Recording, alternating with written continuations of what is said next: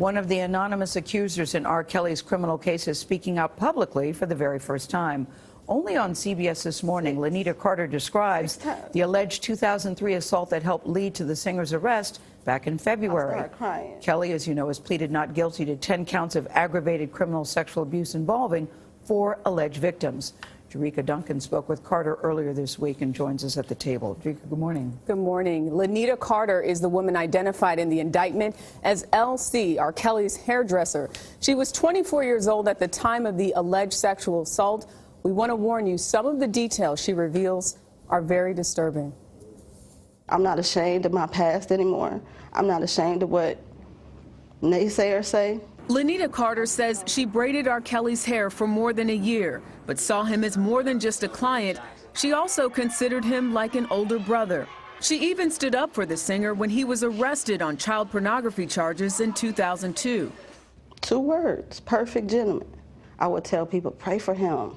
Pray for him. I do his hair. He is nothing like what they say. He had never propositioned you or asked you to do anything sexual before, but then this particular day, what happened? February 18, 2003, I get a phone call to come down and do his hair. When he came to the room and he asked me for that head massage, and I told him I didn't do massages, I laughed it off. And I didn't know he was for real. If I could change that day, I wouldn't have been there. He pulled my braid down by him, and he said, suck it for daddy, suck it for daddy. And I said, no, and I did like this, and he just started going. He did it like six times. Carter says Kelly stopped only after someone knocked on the door. He didn't open the door right away. He says, fix your face.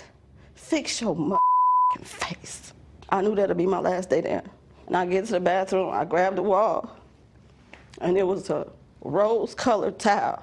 And I wipe my face. I'm not dressed no type of way. I look at myself in the mirror like, I'm not a beauty queen. I didn't perceive myself to be nothing more than just his hair braider.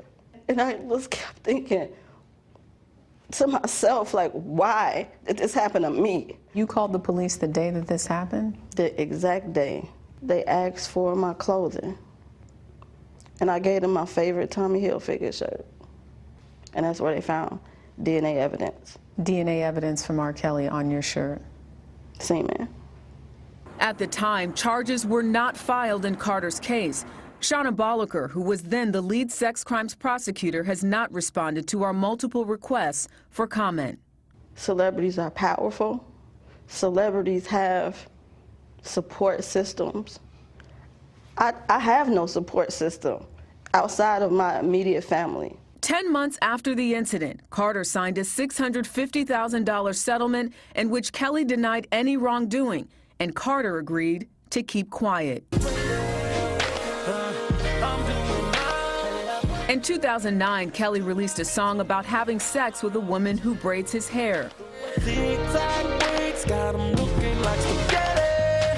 That was one of the hairstyles that I was known for doing that I never did on him.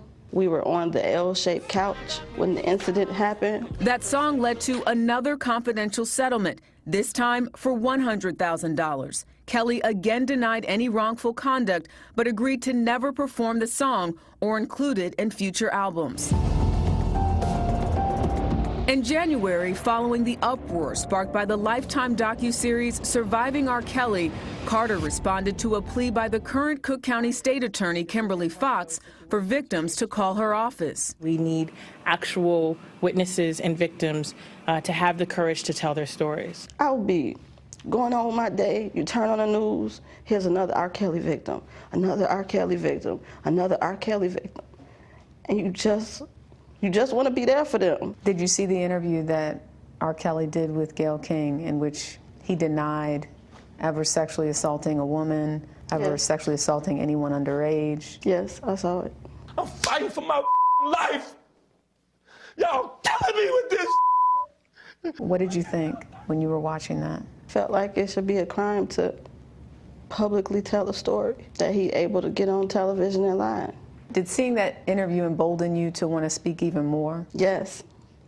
It's actually the reason that I'm here. Kelly's defense attorney Steve Greenberg told CBS this morning these allegations were fully investigated by the police and prosecutors, and a decision was made after evaluating all of the evidence not to bring any charges. I know that I love myself today. I know that I don't care what anybody say about me. Do you feel like this is a moment for you where you get to tell your truth and people will listen? This is a release. I've been carrying this since 2003. I don't want to be in the public, but this is my life. If I die tomorrow, I know that I told the truth.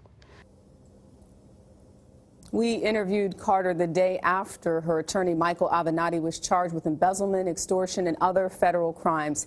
He continues to represent her. The Cook County State's attorney declined to speak about Carter's claim, citing department policy against commenting on open cases. You can't help but notice how she knows the exact date. Right. She knows a lot of the details, and she's been through a lot. I mean, not just with R. Kelly, allegedly, of course. She said there's so much more that she wants to talk about that she hopes she'll be able to talk about when there's a trial. Jericka, as you said, it was disturbing. It was actually stomach-turning to hear the detail. The spitting, all of it was just very disturbing. But you also said in the piece that she signed an agreement not to speak. How is she able to speak now? Is she just disregarding that agreement? She's disregarding that agreement, and again, it's a process for her. She heard the call from the state attorney. She saw the interview that you did with R. Kelly, and she said, you know what? He gets to talk about what he says is his truth. I'm going to speak out. A lot of people are glad she's telling her truth, too. And you hear one thing time and time again from these victims when so many of them question, what did I do wrong? I wasn't dressed a certain way. I'm not a beauty queen. You could sense the pain that she Heart goes out to her. You do wonder why charges were not brought. Yeah. Jericka, thank you.